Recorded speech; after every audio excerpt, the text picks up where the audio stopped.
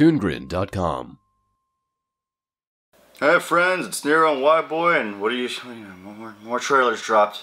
Yep, San Diego Comic-Con continues as Aquaman is out now. So yeah, we're going to take a look at that. I'm sure it'll be based off of Jeff Johns' writing, because all Jeff Johns did during the New 52 was basically pitch movie script ideas for his books. So we're going to take a gander at Aquaman, King of the Sea, 75% of the planet is his. Yeah. Let's see. And play. It's a lighthouse. Was a lighthouse keeper. My mother was a queen. But life has a way of bringing people together. We could unite our worlds one day. Check it out. Arthur is talking to the fish. Are they all gonna like... Oh, Jesus! We protect our king. You can eat them later. What I am. That's cool. Let me see Manta. It's Aquaman. I love the tattoos. Come aboard. He's a beast. I've been looking for you. That's Mira, that's his wife. Brother King Orm is about to declare war upon the surface world. Okay, so they're doing that story, which I believe Jeff Johns wrote. The only way to stop this war is for you to take your rightful place as king. Trust me, I am no king. You do your best thinking when you're not thinking at all. That was the worst pep talk. Oh look, we're making like Marvel movies now, so now we can make money. There we go. That's kind of beautiful, but also very CGI. Like too obviously CGI. It's very Wakanda. Yeah. My brother has come from the surface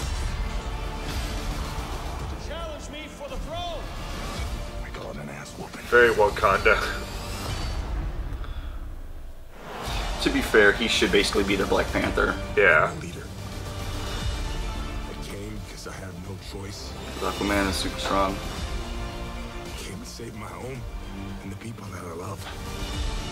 You think you're unworthy to lead because you're of two different worlds. Oh, looks like they might bring in the That's trench. exactly why you are worthy. Yeah, that looks like the trench. Yeah. That was awesome. The war is coming to the surface. Oh, he's got the stupid laser The eyes. 7 seas.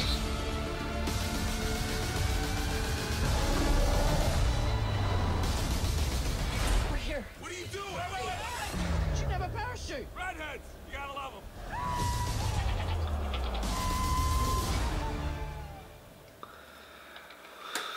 I am begging you, DC. Do not be lying with this. That looks a lot of fun. That looks like fun and energetic. Story by Jeff Johns. Of course it is. He probably And there's adapted actual his... color. And there's color. What? Again! Like, even going back to the beginning of this stupid cinematic universe. Like, I want it to be serious and realistic. He's called Superman. And this guy's called Aquaman. If we want to put realism in your Superman movie, this alien baby comes to the planet. By the way, he doesn't like have any adaptation to any of the diseases on Earth. Oh, is the baby dead? Boy, that's it. Superman! Giant shield comes up. And it's like, boy, I love this realism. Hey, let's do the realism of Batman. Oh my God, this kid saw his parents gunned down. Here we go. Here's Batman. So Bruce, tell me how the shooting of your parents went. Oh, is little Bruce Wayne just in therapy? Yeah, that's it. That's the end. That's your realism. He wouldn't go out and become Batman. He'd go to therapy probably for the rest of his life. Yeah, he probably messed up for all of his life. Don't worry. The realistic approach to Wonder Woman's great. I'm going to show you the movie. Now, you probably think you're looking at nothing. That's because the Greek gods don't exist, stupid. What's wrong with you? There's your realism. Aren't you enjoying this? Isn't this fun? No, I'm not. It's sad. Like, I hope this is good.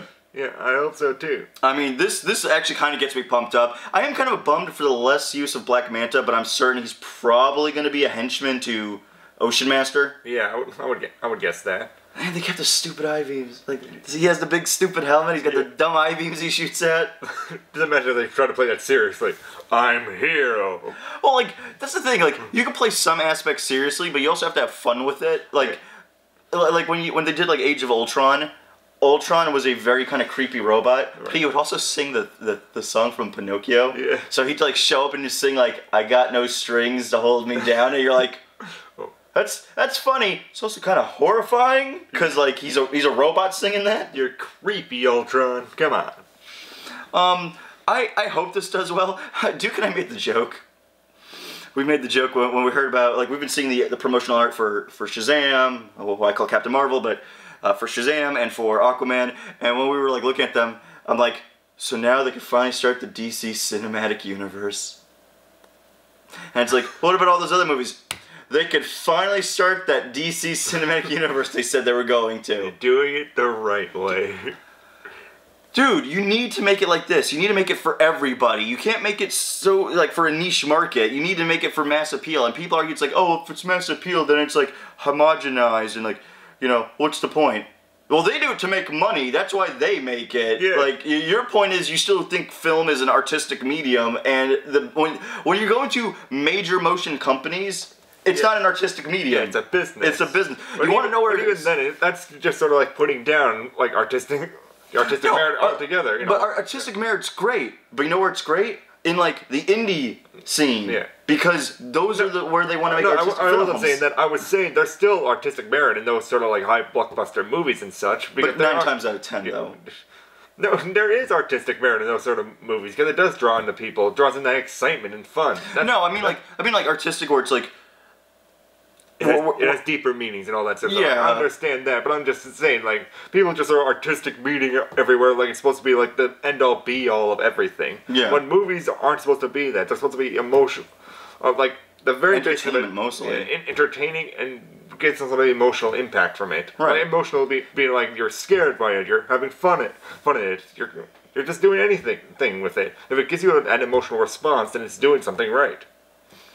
I think the thing Except if you hate it and it just gives you anger, then it's not doing it right. Yeah, well, then there's like the whole thing is that my thing is like when they were doing the TC movies, it's like they were trying to make art house films.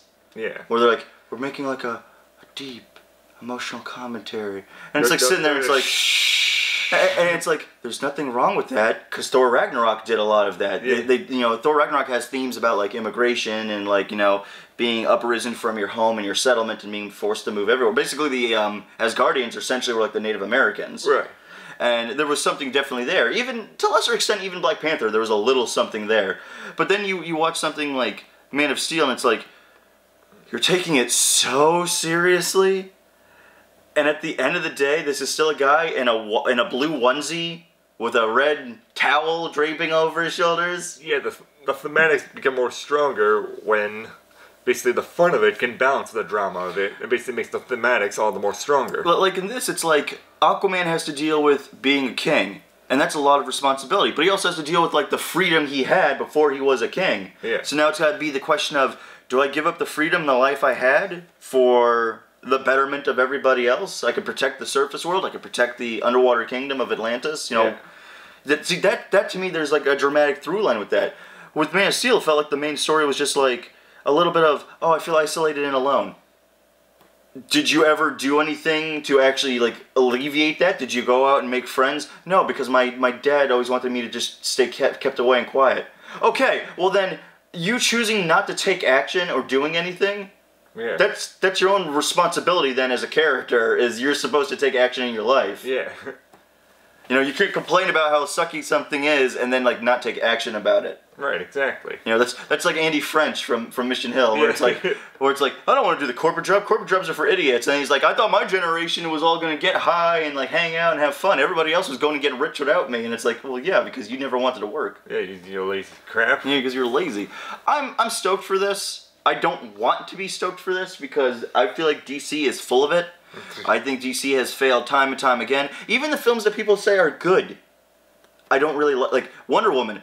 I think 2/3 of Wonder Woman are good. I think that third act is utter garbage, and it takes the movie down for me. Yeah. So it becomes less of a memorable film and more like it just, okay, whatever. I mean, it was the least crappy. That's how I honestly rate Wonder Woman amongst the DC films. It's like, oh, it's so good. I don't think it's so good. I think it's the least garbage out of every other film we had. Justice League was terrible because it was a blend of two different directors with two different views coming together, and Joss Whedon was crap on that movie because all he did was take his Avengers script and was like, okay, look, you guys said I can get a Batgirl movie if I come in and save this movie because Zack had a nervous breakdown because of the unfortunate suicide of his daughter. Yeah, here's my Avengers, the first movie script.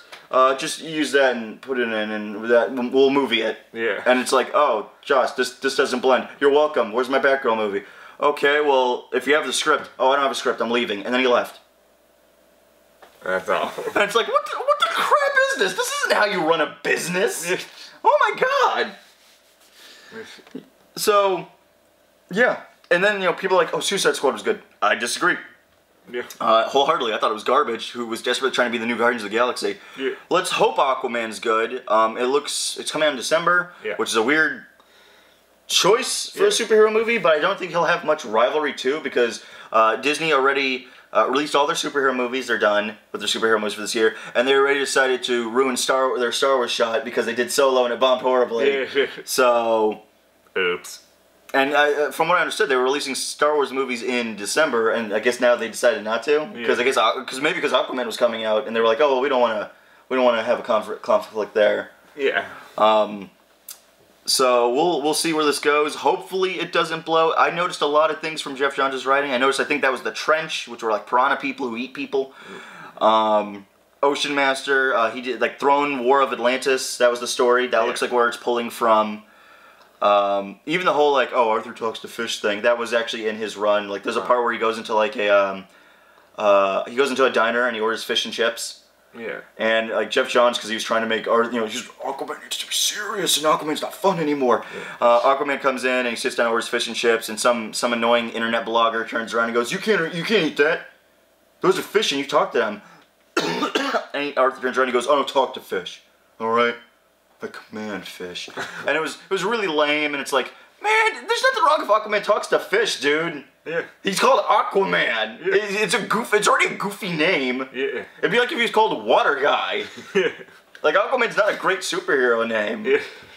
Own up to it, for God's sakes. Like, you have to, that's the thing, when it comes to characters, especially like the really weird ones, like Aquaman or Moana Beast, you have to just lean into those characters. You can't be like, oh, I'm gonna show people, I'm gonna put on my big boy pants and put on my suspenders, I'm gonna show them, it can be like super serious. Dude, you have to sort of lean into how ridiculous it is and own it.